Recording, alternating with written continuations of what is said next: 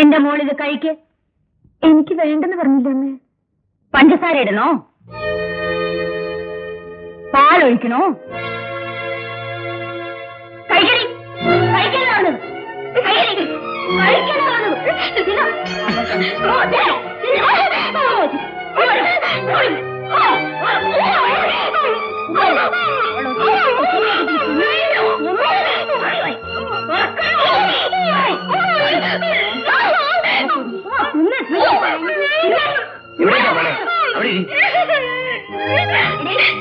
പ്രിയപ്പെട്ട ഭർത്താവ് വരുമ്പോ പറഞ്ഞു കൊടുക്ക്.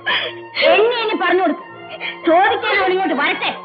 അപ്പോഴേ അവനും നിനക്കും ഈ സൗമനി ആരാണെന്ന് മനസ്സിലാവും. അവളൊരു ഉത്തരവാദി.